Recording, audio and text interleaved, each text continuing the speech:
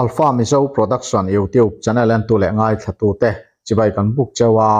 ni som le pasari August sang ni som ni pathum mania Manipur boina kalzela thuthar lian tham hansoi em tur a omlem lawa chuti rual chuan report sang kan mu the ang te ro kan tar langin kan ngai tha ho le dona chumi ma chuan kan tholom chungchang han ngai thama sa ila una hian kan tholom tho ting khom hi cheng noi ni sing thum sang thum som ni paruk ania ti chuan more lama dam doi an mamo thu kan ron soi ani kha an ni tan hian cheng sing khat sang ni za sari som nga aron tling khom to bokani hei kan unau te ta na tholom ron tho tu te jinga Manipur zong na thla khar satna tok mek te tan mission veng texistan welfare te chuan cheng sanga lai mai an ron thoa an ni ba ka hian Independence Church of India ICI p na chong zol local church dikto chera dima hasau North Kachar Hills Assam te chuan ni som pathum thariat sang ni som ni pathum pathian ni khan Manipur kan unau te tan chongngai tong tai na hun nein an sum tho khom cheng sanga lai mai front line duty te tan an hlan boka an chunga kan lom tak zeta ale tam tak mal som na lo dong zel turin thilpek lo pe tu te zong song du sakna atharin kan hlan le chewa ti chuan kan unau te ta na kan rem chan ang luang chuak zel turin khongai na po atharin kan ron ngen le ani ti chuan langza ta na thilpek inpek cheng noi thum sang riat po an kuta kan hlana an mamo tak an lei theita a cheng noi ni le sing rup man an leya kan lom pui tak zeta tangkai tak an long man po kan be seya he thilpek hi tu ma soi boy thei mia lovin langza frontline a volunteer duty te tan langza frontline a an mana tan bik liao kan pe kan ya an lom thu soi na po kan ngai thadon ani ti hian tran puina en ron tho thina thil bik a omani lo chuan eini tholom ron khon hi chu frontline duty te tan bik liao ania ti chuan eile in turan mamo chuan eile in tur te arep chan angin kan lei saka tin thil dang an mamo chu kan riat vek kha chutiang an mamo po chuan an mamo ang selin a ang hi kan sem chuak ngal zela kan sum tho kho ma hi helaya loda khola atam huna pek ti ang chi vel kha kan ti ve ngai lem lova achan chu khilaya mamo ngoya an omreng laya helaya poisa ro tling khom to loda khola kha rule kan ho tu ten an ti lem lova chu wangin an mamo ang an ron soi chuan chunga tan chuan in poisa ron tho te hi atu lang zelin kan pengal zelani pek ron pe tu zong te hian in nei chuang liamin ron pe lova in nei chun in mamo ve ngoi in tan po atangkai taka in man thei tur te kan unau ta tan in ron pe thina in va in kan soi vek seng lo chewa in chunga kan lom tak zetani ti kha kan han soi non le du ani ano nia hei hi pathian zara mizoram kan unau te min mangai tu zara kan poimo te nei thei tura om kan ni wangin kan lom lutuka ma se hey nang ni zara engkim kan hu thei ni ti hi kan rian kan lom lutuk mizoram mi puite zong ne na nom thu kan han soi ni Alpha Production YouTube channel apo anni itatanga miron konsak zong tu na kaini frontline na duty te commandant ne na nge yaron thing hi kan lom drone nakina drone chu kan lei dona kan lei huna tala ko kan na ron ti zo na dona ni tiang hian min ron ti sakawangin Alpha Mizo Production YouTube channel ne na polong thu ka saya chan pui Mizoram mi pui te unau min mangai tu zong ne na polong thu ka saya ni hey hi drone voina kan lei chuan ya min lei sak tu Mizoram mi pui mangai tu tele Mizo Alpha Mizo Production YouTube channel kaltlanga he thil hi kan hung ania wangin lom thu karon soyani heron hi lak hi le sing rukman anya pathian zara thangkai takamang tu ra in du ang reng in ke ni pon thei to in e bang kan tum do nia chuanin mizoram mi puite ne na polom thu soi tur tam tak kanga ani ma se trong hi duain kan thiam lo wangin lom thu po kan soi e thiam lawa chuwangin min lo ri thiam do nia pathian zara mizo kan una mangai tu zong zong tene na polom thu ka soya mire thei har sa le nungai te tran pui tu nu le pa in ni ti hi kan ria in ne na lom thu kan soi tak meu me mani chuanin alpha mizo youtube channel mizo alpha mizo production youtube channel ama hianin thil abulmin tran pui eng kim ama tanga sum ra lo ti te zong zong ne na polom thu ka soya alpha mizo production youtube channel big takin ama ne na polom thu ka soyani pathianin inva in mal som na tam takin bul chero se Manipur a hian ral thuam changkhang tak tak sang ruk le silai mu nuai ruk sarkar ta an lak te kha mu chua ani ma chuan remna aum theidon loti Lok Sabha a Congress Deputy Leader Gaurav Gogoi chuan a soi vele ta thuthar the dar tu te komna Gogoi chuan henral thuam zozai security force te hne na tanga ruk bo te hi me ni thuma tang to khan tharum thona thleng mek state mi pui za om tak telaka tharum thona na man ani tur thua soya chuti ani chuan eng tin nge rem na thil pa ngai om theyang an pahni inkara rem na chungchanga in biak na om lo lai hian ti in Manipur chungchanga soya meitei le ku ki te pahni hi Chief Minister N Biren Singh na tho dana an lung oi lo hleni in a soibok Lok Sabha MP chuan Prime Minister Narendra Modi an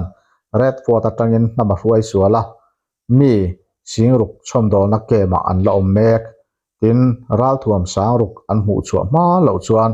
in remna le in siam thatna tel lo chuan remna a om theilowani ti ina soyani ground report mai thak chunjam te ang food poisoning awanga nu ho har satnan han to dana kha ani deuh mai amai ro chu kha aya thuk jok khan khatilaya khan tukina nangmane na kanin biak jok atang pon kan sia dengue leng me ka break lai kha ala om khop mai kha mi chungchanga kha han sia jaw deuh hlek kha kan duwa in har satna te I hetilaya chiangkuang ta kan lo riat khan mi te pon in tran pui dan tura khan rilru in hondan te kha chiang jokin an fathei thina khami ni wang khan khalaya nangma ni bi kina har satna in to dan tin nangma ni area akha khalai more bulvela khan kuki in puin an huam chin howa kha eng khuwa nge ni vele imo pu inglo kuki in pt nopal tin kan indin tharamo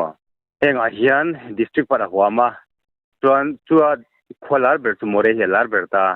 more ania chuan hei khote dang tak atam pu khwa chuan ming sei tur tamamo more hi khwa chuan kholian ber le alar ber chu ne hret lar ber tinopal district a chuan mo chuan a cheve khote te tam mai pu ani chu ti chuan nangma ni kuki in pb ka khan en tin nge poisa te kha in mu ve a khoya tangin nge I khatiang anga in mabo kha in mu ve ti kha a soya a khom lo chuan siat kan von du ve em sayang pu mani loka indin tharania mo ki in pt nopal district ki manipur atun district na yan kuki in indin vekwa ma se thar bera chuan morea rpt nopal a yan andit thare a kuki in pi atun ke ni chuan matel ve talwa ani brand pakhat ke so kan nia chutia em chuan an sum hunai chu ka chiang lo pu ke chuan ani chu nia khatilaya khan hey ITLF ta po an huwa mazawa tin ITLF ta chu kitlai lamka area do big akha an han huam deuh ta a te chuan marin pui point khatiang ang khan Eastern Command lampang akha an han kut vele deuh hleka khatiang te khan an mani pon in then ve wang khan khatilaya in kalphung akha enga tinge ITLF lama te poisa lut nem sia ti te po khathil lom thei ania ke ni hi chuanin kuki po ni se tin amar po ni se paite po ni se ai nga po ni se kan jong hlat thak kan unau te vekin nia tuma theibi kan nei lova hetilaya min ron pe popa har satna ron thlen tu piang teu kha chu ke mani channel kal tlanga mi pui than hem ngai ten puina an ron tho anga atul tula an tia hi chuan in leng veka kan ngaya ti chuan atul anga amamo masa saina pek mai kha kan ti dana ni a ti chuan khatilaya po chu ho tu te in thlang thar le deuh chawla ni ve a sum le pai sim sima hi chuan heti lampang lamka lampang angai hi chu in tluk lo hle ni in kan lo sia kha adikem atluk lo pu khati anga ni awang khan tu na po khalaya khan tengno pala khan hun re tak mu ho an duty to a khalaya in sen so ringo to po kha tam vio in karinga ni khata engzat vel nge khalaya khan la duty thin atlang pu hian ni khata hian rathum zali hi ani deuh atlang pu hian pu ama ai chuan kemin in tlan yam ve deuh to nia ma kha chuan zaria te kha in ni thina tiro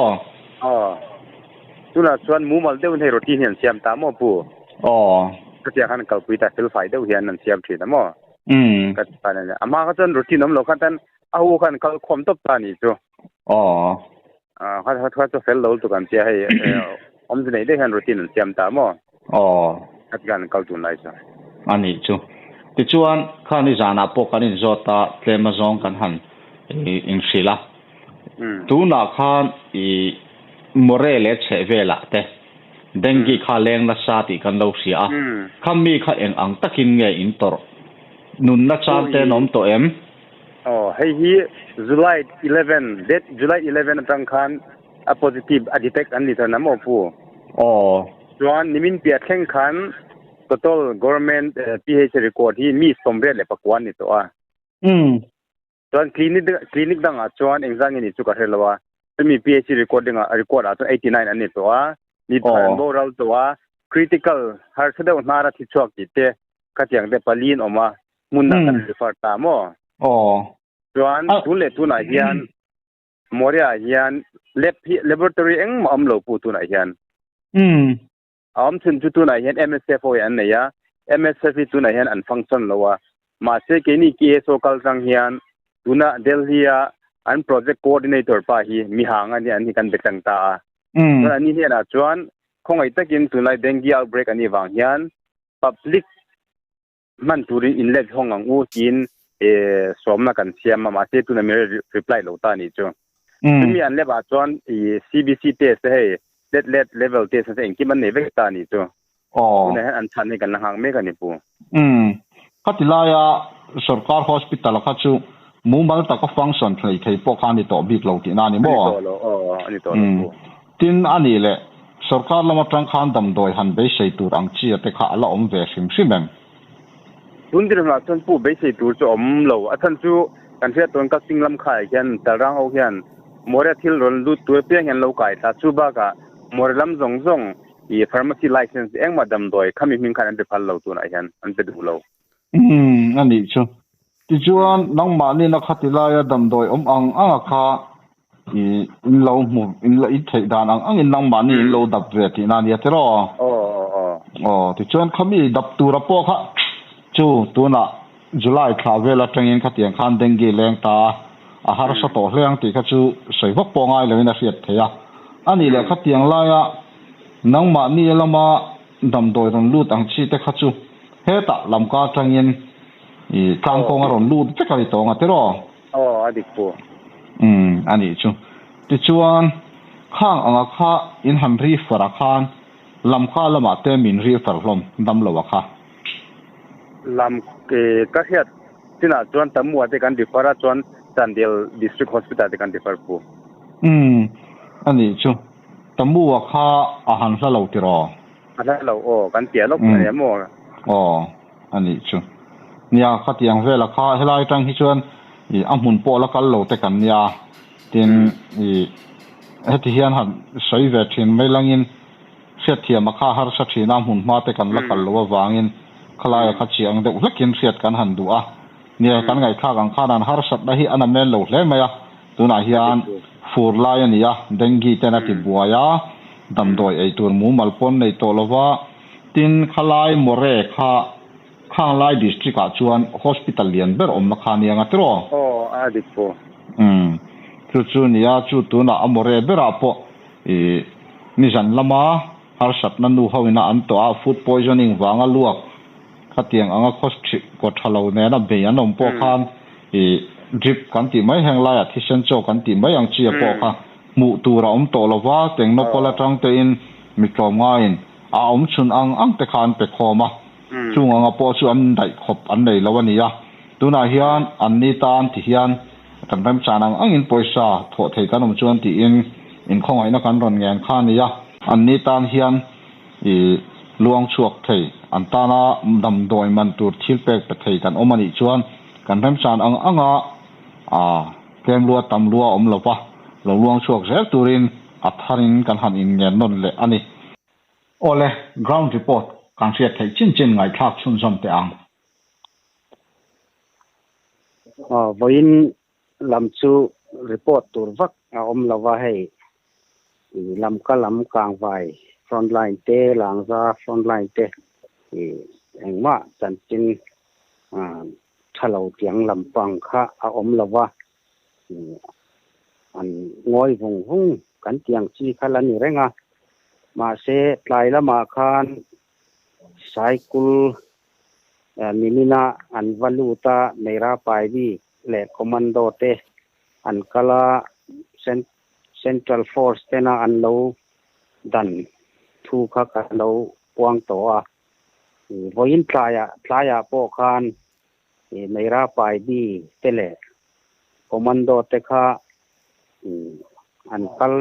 tewe an tian ron soya trong trai na ten min lo pui ro u te khan ron tia ma se an kal ti thom kha kan sia abak kha chu kan the zui talawa engkin yen kal an lo central force tena an lo dan ple nge kha chu kan ringa an dan nge dan lo ti kha engma chiang takin kan feto lawani chuan voin khan yaingang pokti lama khan kan volunteer tele gorkha regiment te kha in sexual palin engemo chen kha anin kap ton ani om khan an ron soya ma se thile hiam tuma an om lo ve ti chanchin kha kan sia chuan voin khan neira paidi te arambai tengol terrorist tele an mani terrorist supporter commando te kha center force ten tear gas in an lo kapa an lo let ti kha an ron soi boka chulai mun vela chuan yai ngang pokpi mona khan chu voina thuthar report kan mu thei chun ani naya tun china chuan engma chanchin chutiang chanchin thalo lampang fiat kan nei ri lawani chuan government of the people's republic of Nagaland Ministry of Information and Publicity in a press statement an chwa voin August ni samparuk sang hi samhi pathuma mi kha kan fiat zaunan an soitel lok tilatha karinga khata kha an thuchwa khan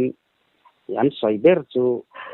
naga te hi MLA manipura hian soman oma keini zona tlak te po som kan oma leite ho hi somli an om ta kha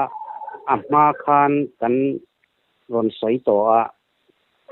United Naga Council te khan naga som MLA te kha manipura MLA te kha assembly session portal lo turin thu chwa khan lo siam to kha ania ma se tu na hian kham naga MLA som te ji nga khan pariat te kha tu na biren singa thlop tu Manipur ke dar andu lo chungchanga khan Delhi lama zukal te kha khata khan nei te MLA te kha somthum pan ania naga MLA te kha pariat an tela Delhi khan an lo zukal ve ni kha khang te kha MLA naga MLA pariat te kha andu lo zia tuna government of the People Republic of Nagaland GPRN anti tekhan an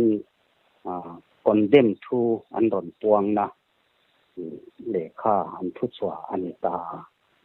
hei hi achan chu kan soita kan khan neutral angin Manipur Naga te hi an om kan ti kha ma se heta neutral angan omlai hian an MLA pariat te kha chuan Dhiren Singh hi an thlop thlat ta ani chu an ma ni tuna GPRN Nagaland timayang an ni chuan khami an thlop awang khan until demand framework agreement August ni thum sang ni som panga a political right nagap ni punte tana anlo deal kha a lo thin thei don lo wangin khami an demand kha a lo thin thwai thei nan tun hun hi rem changa khan an la ve kha MLA som te kha naga MLA som te kha tuna UNC na thu chwa asiam ang chia khanan om ni se chuan tuna an thil demand kha an lo thing thei donin langa kha wang khan khang MLA pariat te kha na satakin NSCN chuan kan condemn ani ti thu chwa an siamani hei hi an ni po hi kan unaw na ka te hi an malam tu ri siat thei ani talawa enge an don an don malama chuan kan soi thei lo na in tun sina chuan an buai thak ve ta me mani an lung rual lo na so chu lung rual thei se chuan ke ni lama kan thil do separate administration po hi akal chak arin pha theya chuan an ma ni po ke ni na separate administration kan mu ani chuan an ni po Greater Nagaland ti an alo demand hi an lo thing re thei donin alang boka ta tak hian kan soi to ang khan neutral angin an om na in Nagaland lamso chuan keini te himin support ve ang thukani achan chu an mani tan poham thatna om dona wangin kan lo thin ani chuan an ni pon lo thin thei dona chu tak chu an mani chunga po hian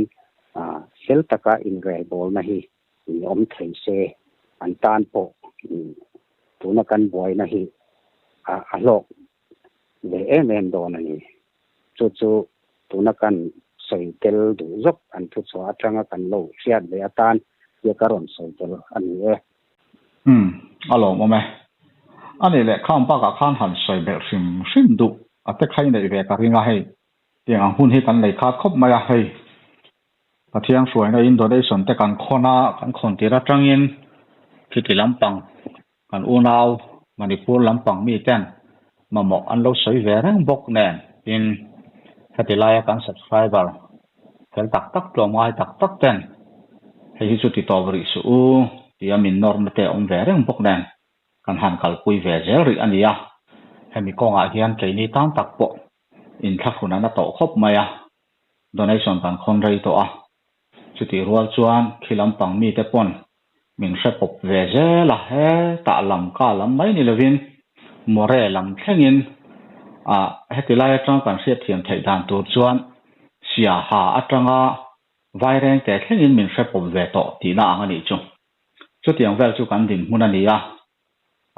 frontline duty dia din mun te kan han kha zau zela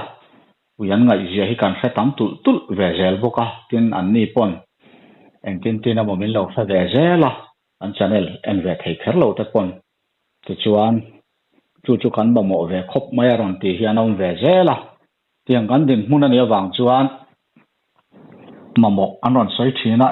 kan ti theilo rang han in ti ngotaka a som thin ema wangin ti hian nangma ni kan subscriber zoram mi puite ring chanin kan lakal ve ram ri ania hemi konga hian in thlahuna na tak zeta keini tan po enge ni helaya hian kan kal zel dan tura tan hian rem ruat na te kan neyan tin ril ruwa enge lo om ti te po kha han soi ve sim kha a tha in ka sia zan in chu han soi ve sim te kha tiang lampanga kha hei donation hi nya kan kalpuya mi thonhem ngai tam takin mun sang atangin alpha bezo YouTube patangin production YouTube patangin kalplangin donation kan donga frontline om tele kilai engenge mo man ruwa la khom konga te na satakin frontline duty ten an lok puyan tangkai si ema kha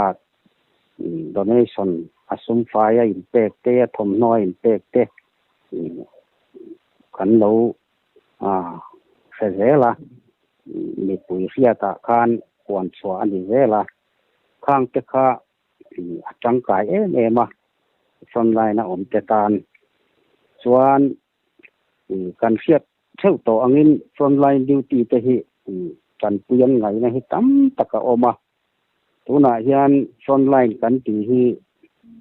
northern le eastern na hian a om bera nei tei ho ron kal theina tur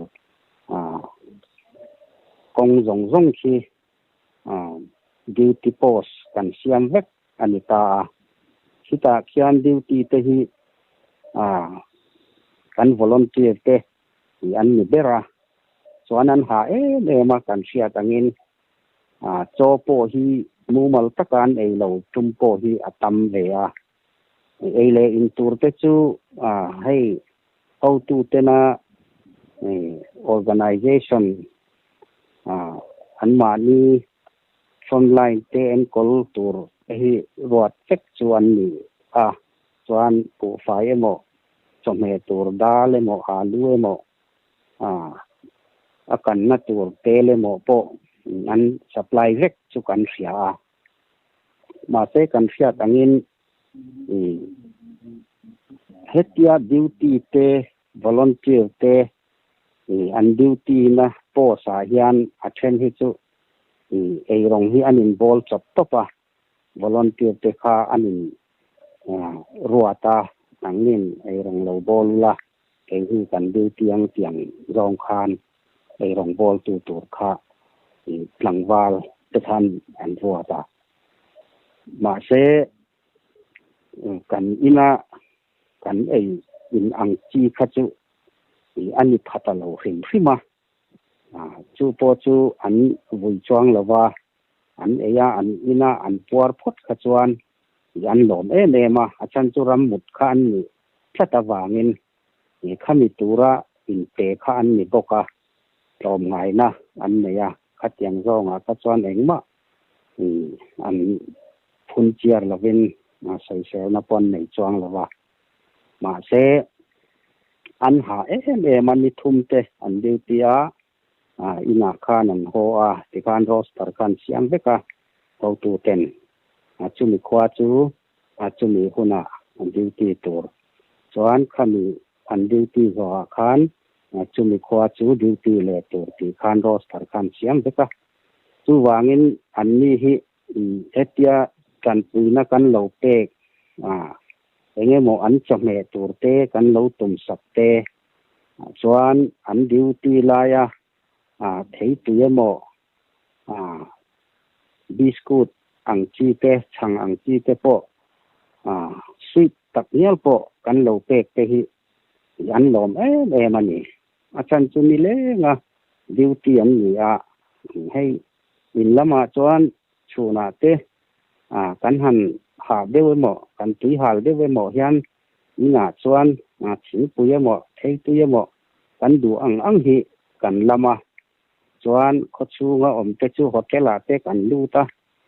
kan du ang hi kan inin kan ei theya khat yang kha duty na huna chuan ani to lowa kha fiat sa chu ni reng nga in khat yang tura in pe kha an ni reng la in an ha zia an thok rin zia kan fiat nan kan ham soi lang ve rim ani ta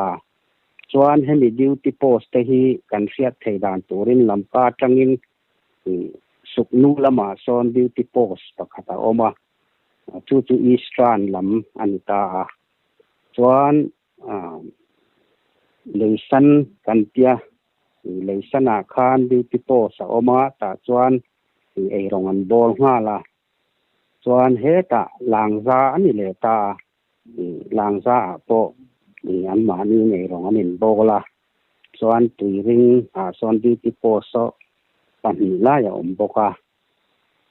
chuta po chuan ei rang an bola nu hote ta chuan a chang chuan an om thina ti chuan solai eastern lam so dan pi klengson eastern lam ani ta veka ta khan an ma ni thau khan ei rong an in bol ta tui in tur te po te khan an mamo veka tun lai thei chu fur lai ni bok men an lui tui te hi athiang him lawa an in mei tur hi ma nia in lama tanga botolami ken emo pe ke mo an ngai thina chuan he ta lang zalama po ni se chu tiang vek chu ani ta chuan no dan hi kang vai lam hi ani ta kang vai tangin he ta mania anin kana trong lau bi kan ti te thera khong sang an ti te kha khang hun vela khan ti khami e pa khan na di ti po so om thei veka song zong so ele in tur an mania in siam chop te an nia atiemo tuilo mo an puar phot chuan an lom ben veka ni chu wangin khatianga an ei in tur engemo thil kan lo pek bel thei kha hemi donation kan khona wanga kan donation kan tho awanga an lo ei bel ve thei thil tui nai de wan lo ei bel ve thei na ania wang khan an lom zual le mani ba ka ei man ruwa te kan lo ngai to saka donation atangin an mamo hei pol po ni la han lei mai thei tur ang chi ni lo te po donation kal thlang hian kan pe thei awang hian an tan alom om me ma atang kai en bokani ti ni pui te pon kan lo fiat sak apoi mo ni chu donation kan ti na atanga kan tangkai ja an kan tho lok ya hi alang ani among mai ni donation hi kan soita kang khan kan khon rai ve to ang ran khop maya midang lo khon ve te po anom ve le thina thowa amai ro chu tok ki om tak thei lawa khilai kho saka har sa chia kan sia tin more lampang te thei chu kangai thak to kha an din huna har sa em a ele in alu han tiang chi dal han tiang chi te po plei tur mu mo lo mo to lo wa chu tiang khop chuan an har sa in khitilaya khodang ho te po ei tur le mu mal tur om lo na te a om ve rual khan a om na la om ve tok ma se a lei na tur lama kha du anga na thok thei to lo ten ni wang khana har sa me ma chuti chung chuan ral do an ngai ranga hei tun lain in ka na an soi tur om lem lova ma se hatiang anga mei te an re vung lai hian eng ti ka ngen ron tho chua leang ti kha in ring renga obanga ya mei te ho lo do le thei tura an in buat sai reng ngai ve box si nen frontline duty te an duty na hmuna ei le in ngai renga tun lai chu in kha da deuh thei atia ma ni na chaw kan enga dar chu ti za ta duty tura chu khom tur ti kha thei lowa chun zan zoma duty reng an la ni awangin an din mun a har sa ema yang chu ani awangin hei ti hian an soita kang khan te ni point lom le za po don thei loving ti hian kan lati ve ta char ania a in kha fu nong bang rang khop maya le lama chuan ma se in kha fung thei kan ni lo na chin te po kha ong ve thowa tiang chu kan din phuna ni awangin ti hian hei kan lati ve ta zel ania khalaya khamin lo hiat thiam pui kan du tak zeta ni po hian donation hi khon ngai to lo se ti kha kan du thu sa mani ve rual khan kan unau telamina min ngai dan min ngen dan kha alana sat ba ka mamo ran soyan om ve renga kan lo ti thei to lo ve han in ti ngop thei ani bik si lawa chu tiang chu kan din phuna ni awangin ti hian kan lakal ve ta zel ri ania an po ni se ni chuan ti hian a khon na kha kan lo thoka kan lo buai pui ani maya amai ro chu engkim a buai pui tu tak le a tho tu tak chu nang ma ni jok kha in nia chu wangin in poimo em a ti top to ri mayang u in ti pon ke nin kan hial thei lowa a chan chu ke ni chu hetia soita kang khan alo la khom tu mai kan nia wang khan a tho tu ra ten du tok to riang u in ti kha chuan kan ti top ve to ri mayanga amai ro chu ilati riang u in ti ni ro chuan in thu ni se khalama kha chu namba ni ti dan da na kan in hatani ti kha kan han soi du a ke ma ni ngot chuan ang ma kan pui tlin lawa ti thei kan nei lo wangin a poimo ber zo ka chu namba ni in ni ti kha kan han soi non le du ani ti chuan tu thar rang em a umri lem lo boka tun tru matan chuan tu tok le ri phot mayang tin vaya chunga lom thu kan soya